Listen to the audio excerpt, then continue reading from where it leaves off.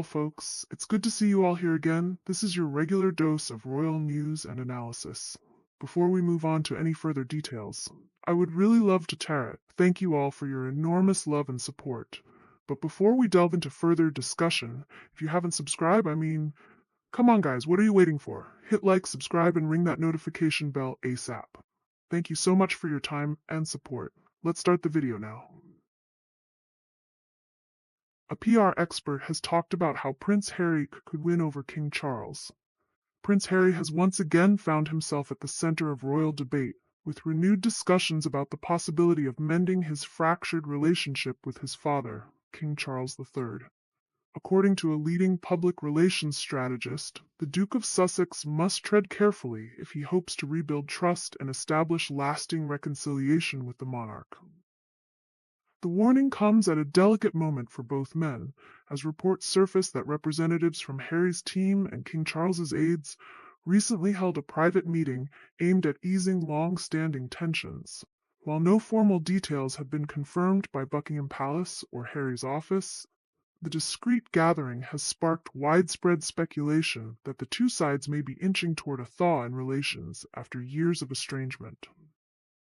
The reconciliation efforts were thrust into the spotlight following remarks by Eric Schiffer, chairman of Reputation Management Consultants, who has closely observed Harry's public image strategy in recent years. Speaking to Newsweek, Schiffer emphasized that while reconciliation is possible, success will hinge on Harry's willingness to exercise restraint and discipline. "I do think there is a path because I think Harry does want it," Schiffer said. "I think the king would rather have smoother relations in a way that assists the monarchy, so I do see reconciliation happening. But it's going to take time, patience, and consistent discipline by Harry." Schiffer also highlighted what he sees as the greatest risk to Harry's efforts: the temptation to engage in further tell-all revelations. The question is, can he do that, or will there just be some more monetization where he's going to spew some more ugliness? That's what we're going to have to find out. I don't think it's as long of a shot as people say, and I think it would be good for both of them. His remarks underscore the ongoing dilemma facing Harry, balancing his independent ventures in media and publishing with the potential to alienate the very family members with whom he seeks reconciliation.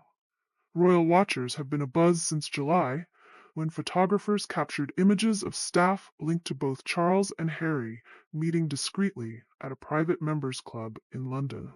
While the palace has not commented on the purpose of the meeting, insiders suggest the gathering was designed to establish a more collaborative working relationship between the two camps. Observers note that this is not the first time royal aides have attempted to bridge the widening chasm between father and son. However, the fact that such a meeting took place amid growing speculation about Harry's possible return to the UK later this year has added weight to theories that reconciliation may be quietly underway. Harry, who turns 41 next month, is expected to travel back to the UK in September to attend the annual Well-Child Awards, an event he has supported for many years. The charity, which celebrates the achievements of seriously ill children and their families, has long held personal significance for Harry. His regular attendance at the awards has often served as one of the few constants in his public schedule since relocating to California in 2020. While it remains unclear whether the Duke will meet privately with his father during his trip, commentators believe the event could provide an opportunity for informal dialogue. "The timing could be significant," said royal historian Dr. Sarah Finch. Harry's attendance at the Well-Child Awards offers a natural moment for him to reconnect with family members in a less formal setting. If Charles and Harry are both in London, there's at least the possibility of a quiet meeting away from the cameras. King Charles, meanwhile, faces a demanding September of his own. The monarch is preparing to host U.S. President Donald Trump on a state visit to Windsor Castle between September 17 and 19th. The high-profile diplomatic engagement is expected to draw global media attention, potentially overshadowing any personal meetings between Charles and his youngest son. "The king will have his hands full," noted PR analyst Julia Harper. "Welcoming a sitting or former U.S. president is always a significant moment, and the logistics alone are enormous. If Harry wants meaningful time with his father, he may need to work around this packed schedule. The backdrop to these latest developments is a relationship strained by years of controversy, public criticism, and deep personal hurt. Tensions between Harry and the royal family escalated dramatically in January 2020 when he and his wife Meghan Markle announced their decision to step down as senior working royals. Dubbed Megxit by the press, the move shocked the monarchy and set the stage for ongoing discord. The couple subsequently relocated to Montecito, California, where they have built an independent life with their two children, Prince Archie, now 6, and Princess Lilibet, aged 4. Since their departure, Harry and Meghan have pursued a range of projects, including a Netflix docuseries, a Spotify podcast, later discontinued, and Harry's memoir Spare, published in 2023. While these ventures have been commercially successful, they have also drawn criticism for their candid and sometimes critical portrayal of royal life. A recurring flashpoint in the relationship has been Harry's willingness to engage in interviews that critics say portray the royal family in an unflattering light. From his sit-down with Oprah Winfrey in 2021 to his candid discussions with journalists and authors in the years that followed, Harry has repeatedly raised grievances about life within the monarchy. While many of his revelations resonated with global audiences sympathetic to his perspective, they have also fueled what some experts call trust erosion within the royal household. It's not just about the interviews themselves, but the perception of betrayal, Dr. Finch explained. The monarchy thrives on discretion, privacy, and a carefully controlled narrative. When a member of the family speaks out so openly, it destabilizes that system. That's been a major obstacle to reconciliation. For both Harry and Charles, the stakes of reconciliation extend beyond personal healing.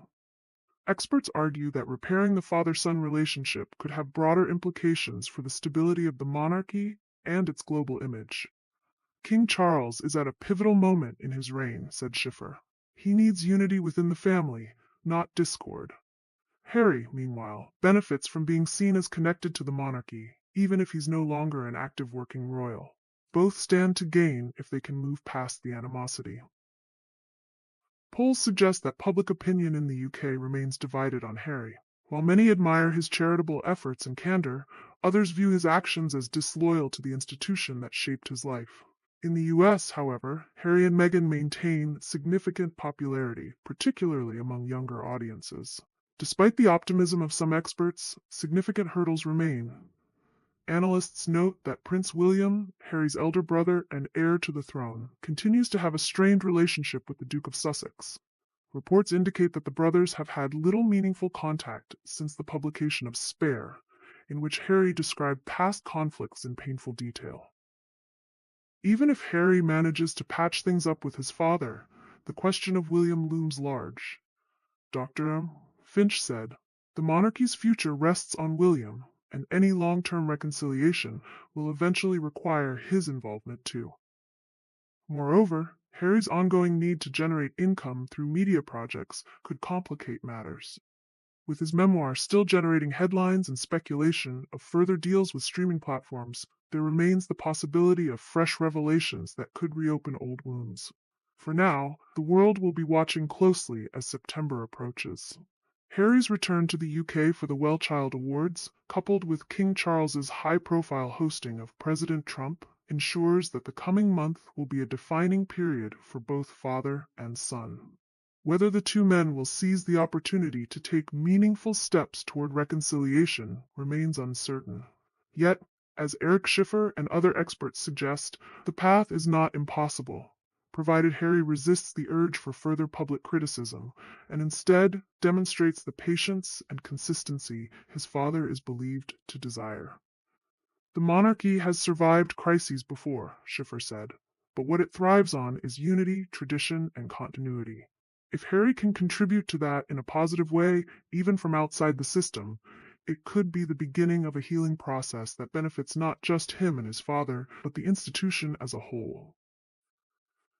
So what do you think about this news, guys? Write down in the comments what you think, and let me know. Until then, guess we'll just have to wait and see if things turns out to be something after all. Subscribe now and become part of a community dedicated to diving deep into the stories that touch our lives. Your support is more than just a click, it's a commitment to staying connected and engaged with what matters most. As simple as that. Thank you so much.